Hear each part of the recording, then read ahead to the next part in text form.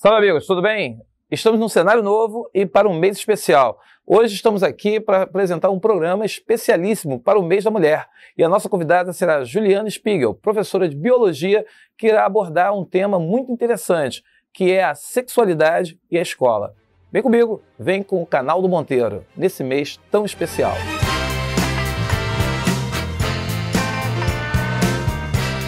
E aí, galera, tudo bem?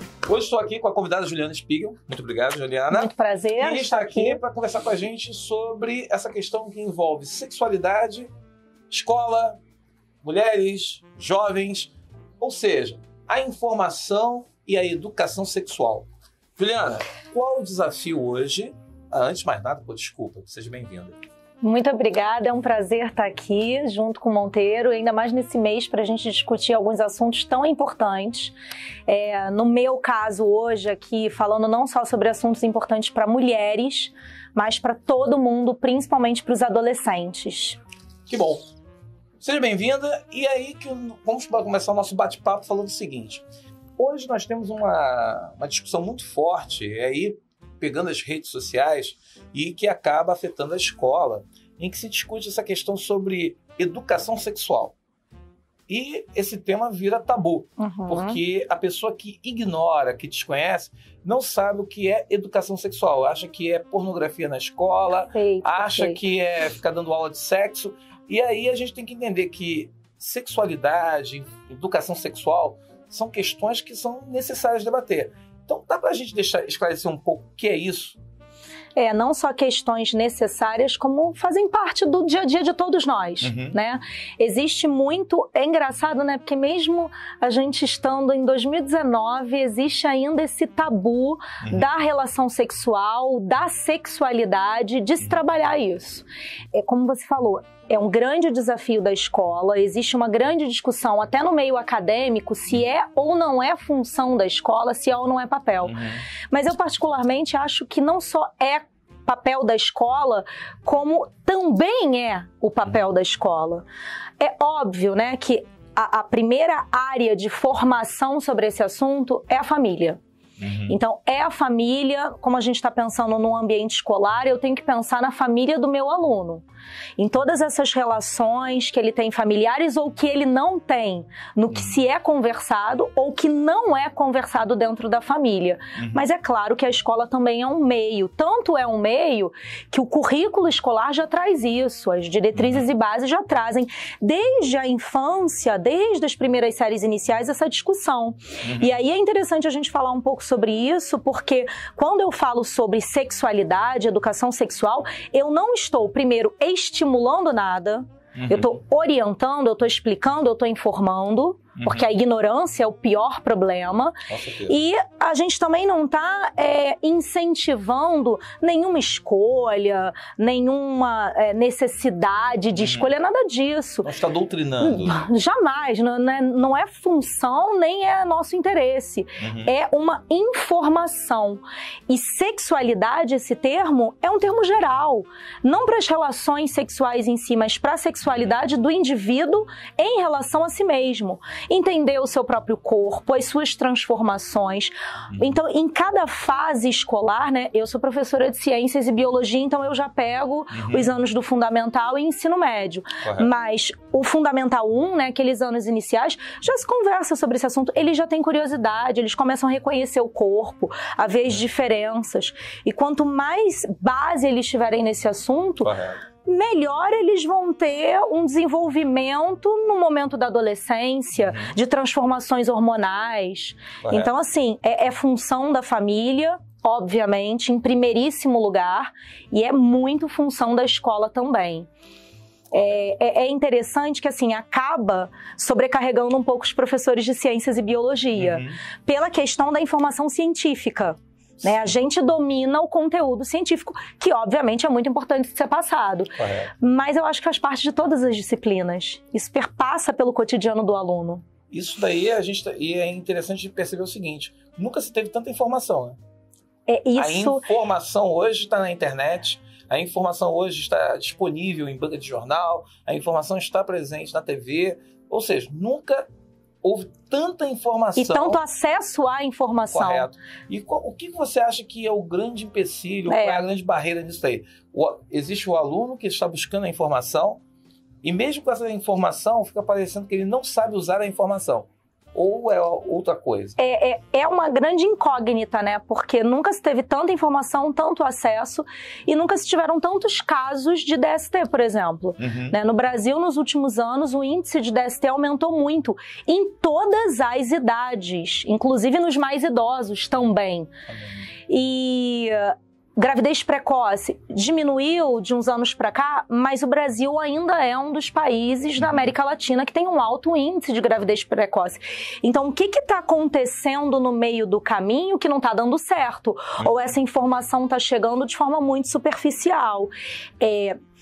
Na escola, de modo geral, né, como professores que somos, nem todo conteúdo estimula emoção no aluno. Sim.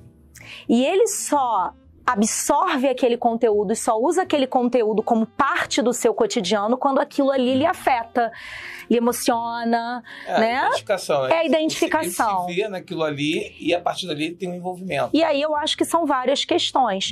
Por que ele não se enxerga dentro desse assunto?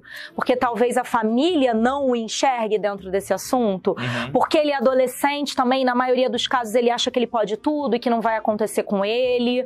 Porque falta também um terceiro pilar, que é o governo, indo buscar esse aluno, indo, principalmente se a gente pensar nas áreas mais carentes, nas grandes comunidades. Hoje em dia se tem acesso, se tem informação, se tem educação na escola, mas falta algo. E a gente vai conversar com as meninas que tiveram uma gravidez precoce ou que estão passando por algum problema em relação à doença sexualmente transmissível. Elas sabem mais ou menos. Elas sabiam que elas precisavam se prevenir. Elas sabem sobre o preservativo, mas elas não sabem muito bem como usar. Elas sabem sobre pílula anticoncepcional, mas elas, poxa, mas eu não tomava, era para eu tomar todo dia? Era para eu tomar depois, antes? Então eu acho que falta discutir esse assunto com mais seriedade, talvez, não só como uma informação, é mais uma, no meu caso, não é só mais uma matéria na escola. Eu não vou ensinar para um aluno o sistema reprodutor e pronto, acabou. É a minha função dentro da disciplina, como professora e como educadora, de me aprofundar mais e de tentar me expor assim para o aluno também me procurar. Correto. E aí, como é que você vê a parceria família, escola, família, professor? Você acha que está se perdendo muito isso por ignorância que eu falo, desconhecimento? Desconhecimento, Né? Ignorância no sentido da palavra, isso, né? Ou até mesmo porque você está misturando áreas de conhecimento e isso está criando barreiras para poder até mesmo a família buscar a escola para saber como ela pode melhorar essa relação. Como que você enxerga isso hoje? A questão de família, aluno, escola. A gente está se perdendo, né? Professor, família, os alunos, a gente está se distanciando. Eu acho que é pelo mundo que a gente vive, essa correria, os pais também não têm tanto tempo, depositam muito na escola.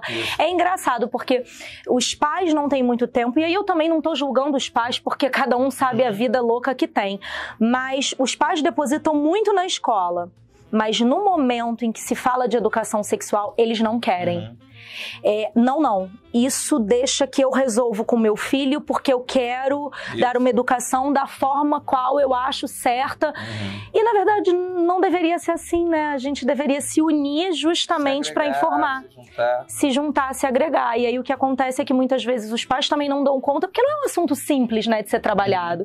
E até o próprio aluno. São adolescentes, às vezes têm vergonha dos pais. O que eu tenho de alunos que no fim de cada aula, e não só meninas, é claro que as meninas acabam me procurando mais por uma identificação feminina e também porque a gente sabe que as questões sociais e culturais acabam, né, depositando na mulher pela questão da fisionomia, da gestação e social e cultural. Se ela engravidar, o perrengue vai ser com ela. Então elas vêm procurar muito a minha orientação, mas os meninos também.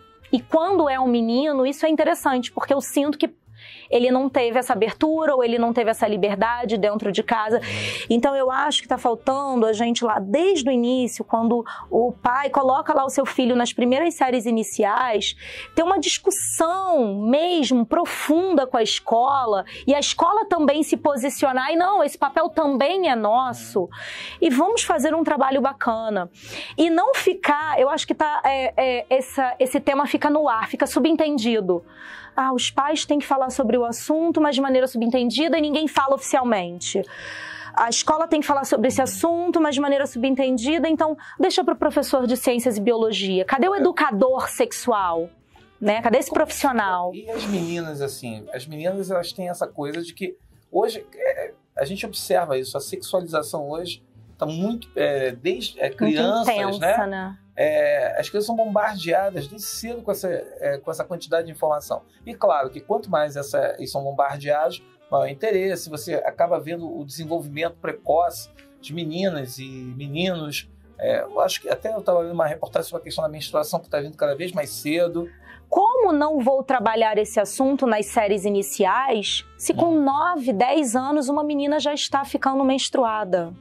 Não tem como a gente não falar sobre esse assunto, né? Com certeza, a cultura está incentivando essa sexualidade cada vez mais cedo, né? Essa busca por... E interessante também que cada vez mais cedo, essa busca por alimentar a sexualidade um no outro. Então, assim, os adolescentes cada vez mais jovens, achando que é através do seu corpo, do seu gesto, do seu sex appeal, que ele vai conseguir despertar. E não é só isso, né? Então, são questões que não ultrapassam a biologia em si, a reprodução, o sistema reprodutor ou a área científica, mas é uma área também, a emoção, a cultura, a sociedade em que aquele aluno vive. Também a gente precisa pensar nisso, qual é a vivência, qual é o contexto desse aluno. Você percebe que a diferença entre as classes mais pobres, entre Com certeza. as classes mais abastadas, ou a classe média, você percebe uma diferença nessa abordagem? Com certeza. Pela falta de conhecimento, principalmente, e muitas vezes, por uma questão social, as classes mais pobres são classes de famílias que já tiveram mães com gravidez precoce, e o que não deveria acontecer, mas o que acontece é um ciclo que se repete. Isso.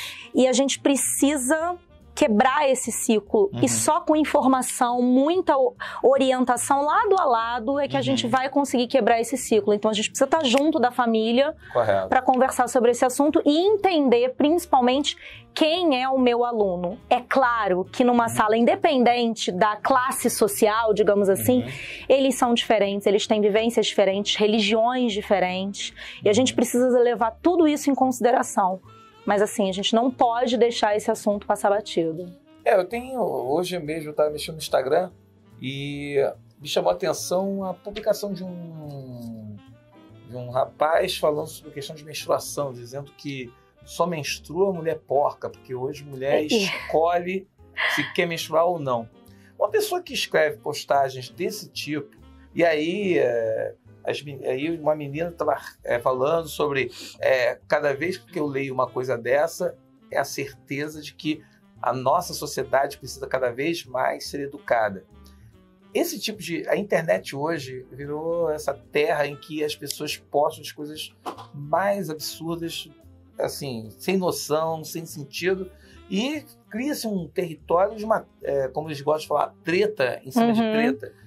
Esse tipo de atitude, nós sabemos que a sociedade é de uma herança patriarcal, é de uma herança justamente do homem. O homem, ele se coloca numa situação do tipo, se tem filho, o filho não é dele, o filho é da mulher. Perfeito. E aí, como é que a gente muda isso? A gente vai falar a informação, mas tudo bem, a informação já está aí. Então, o que falta aí para poder somar a informação? Porque para construir esse sentimento de parceria, esse sentimento de que, você pode... Se você está querendo entrar num terreno, está querendo jogar esse jogo, que você conheça as regras, que você conheça muito bem o que você está jogando. Como é que a gente pode pensar, já que hoje há um policiamento, um patrulhamento dentro das escolas de determinados setores da sociedade, determinados movimentos que estão acontecendo sobre esse cerceamento da informação. Como você, professora, enxerga o que pode ser feito para que comportamentos como esse na internet, em que o homem ele deprecia a mulher, deprecia o feminismo, deprecia a informação, deprecia a escola, como que a gente pode pensar em agir para transformar isso? Você comentou, né? Não basta a informação, porque a informação é rasa. A gente precisa fazer com que essa informação vire algo crítico dentro da vida daquele aluno. E por maior que seja, né, que sejam os nossos desafios e as nossas limitações, ainda mais nesses tempos, eu não vou deixar de fazer o meu aluno ser um ser pensante. Esse tipo de frase ou de bizarrice que a gente encontra é uma boa estratégia. Você levar isso para a sala de aula e discutir. O porquê que você acha que essa pessoa escreveu isso? Porque ela desconhecia? E o que você conhece sobre o assunto? E o que você acha sobre isso? Será? E a gente botar para os alunos pensarem sobre o assunto. Porque eu também não estou aqui para dizer para ele o que é certo e o que é errado. Sim. Eu quero que ele pense sobre aquilo e que ele seja autocrítico também. E que ele modifique constantemente.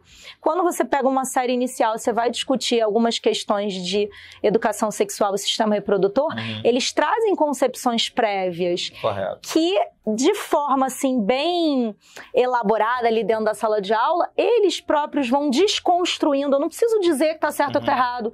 Eles vão desconstruindo aquilo e vão percebendo que faz parte da natureza humana, do corpo, da fisionomia, dos hormônios. Então, assim, a gente está vivendo também dentro da educação um momento de que a informação ela é dada de forma rápida, de forma rasa, porque existem muitas outras variantes, porque a gente tem que terminar o conteúdo, ou porque a gente tem que preparar para o vestibular, ou porque a gente tem medo de ser doutrinador. Então, assim, a gente precisa parar. E às vezes é necessário, não, esse assunto aqui, nessa aula, eu vou ter que ter mais tempo e eu vou botar o meu aluno para pensar. E talvez de forma contrária, não dizendo que é certo, mas mostrando para eles quais são essas concepções das pessoas e fazendo eles criticarem ali em cima daquelas ações. Correto. Por que a nossa sociedade é do jeito que é? Por que ainda existe gravidez precoce? Por que você acha que isso acontece? Por que existe o aumento de DST? Ou por que esse tipo de fake news, né? Alguém escreve, alguém compartilha? Por quê? Talvez seja uma forma, claro que a passos ali de formiguinha, mas uma forma da gente começar a estimular naquele aluno, né, um pensamento crítico, um senso crítico sobre aquela informação e com isso mobilizar o cotidiano dele e ele se sentir incluído dentro daquela situação, porque é isso que faz ele levar para a vida, porque senão ele fecha a porta de sala de aula e fala, não é comigo, deixa pra lá. E aí, a gente aqui, o nosso tempo está acabando. Que pena, né? Infelizmente. Mas assim, eu tenho muita curiosidade dos livros didáticos. Agora... Eles estão adaptados, eles estão acompanhando as mudanças, eles estão assim, você acredita que eles estão oferecendo recursos para que você, dentro de sala de aula, torne essa conscientização mais efetiva? Agora eles estão começando a fazer isso, né? Porque até bem pouco tempo atrás... entrava ali sistema reprodutor e às vezes um parágrafo introdutório falando sobre sexualidade, adolescência, o que também, assim, o que é sexualidade e adolescência no nosso país, na nossa religião, na nossa cultura, enfim, isso varia, isso é interessante a gente discutir com os alunos também. Agora a gente começa a ver um movimento dentro dos livros didáticos, a gente está tendo também as alterações, né, dos parâmetros curriculares e essas alterações já trazem cada vez mais essas discussões. Se a gente está preparado, nunca estaremos. Porque talvez, mesmo eu sendo professora de biologia, eu não sou formada na área de educação sexual. E eu acho que deveríamos ter, todos nós, de biologia, de ciências ou não, para trabalhar com aquele aluno que está numa fase de transição, né, de conhecimento e de reconhecimento do corpo. A gente precisava ter uma formação específica para a gente discutir esse assunto de forma realmente mais válida ali para ele. Isso fora do universo da escola. Você falou da família, mas como que você acha que o que poderia se fazer por parte do governo para poder chegar e a essas comunidades mais carentes, a essas pessoas que têm aí, vamos dizer, sofrem um cerceamento de informação? O que pode ser feito? É assim, porque eu vejo muita propaganda, mas a propaganda não leva a informação ao cotidiano daquelas pessoas.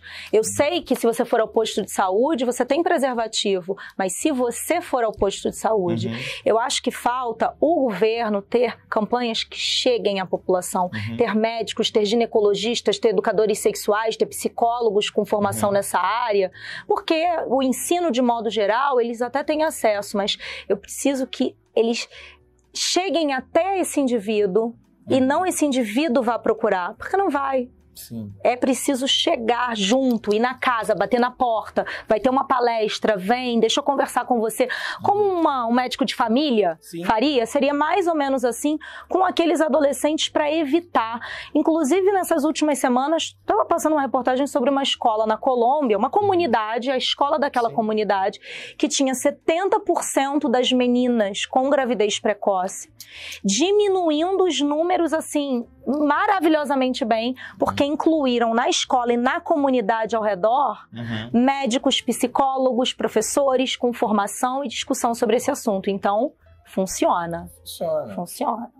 A gente precisa pensar em algo mais concreto, não só propaganda na televisão e cuidado que você pode pegar Aqui uma vez eu vi, o cara falou o seguinte, que a campanha, por exemplo, da AIDS no Brasil não funcionava porque pegava muito leve, era muita brincadeira, muito oba-oba. Você acha que esse humor na hora de educar, porque as pessoas dizem que o brasileiro gosta de coisa mais bem-humorada, tira um pouco o peso? Tira o peso.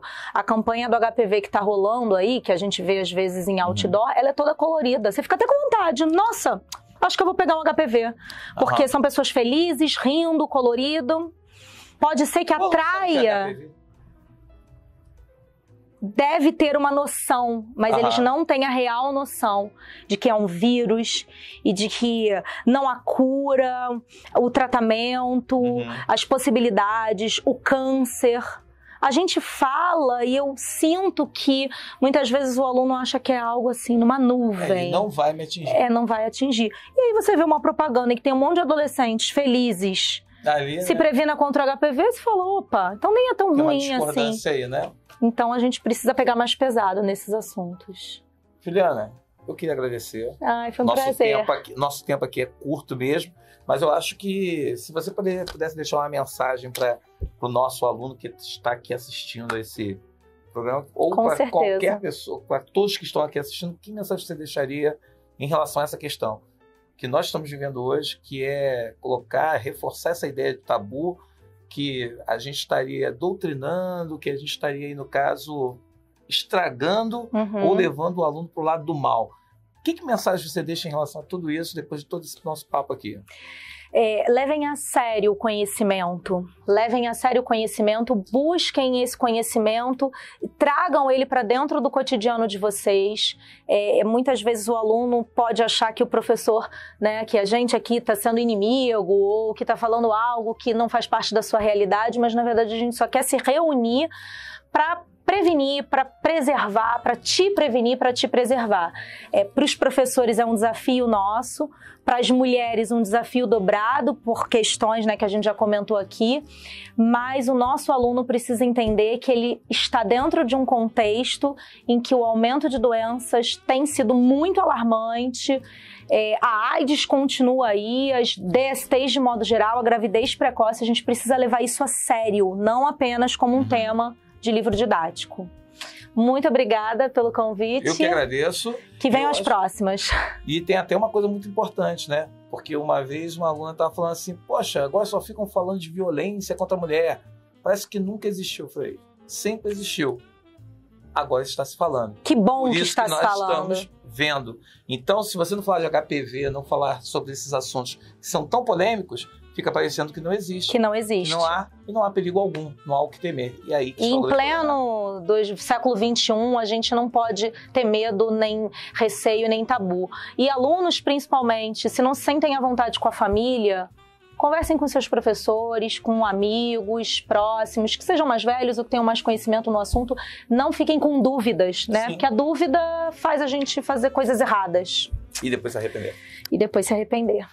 Galera, esse foi mais um episódio, agradecendo a Juliana Spiegel e espero que você acompanhe com a gente todo esse mês dedicado às mulheres. Afinal, vocês estão presentes em nossas vidas e vocês são muito importantes. E a informação ajuda a melhorar a qualidade de vida e viver melhor. É sempre muito bom. Até a próxima, no nosso canal do Monteiro, nesse especial Mês das Mulheres. Até lá. Tchau, tchau.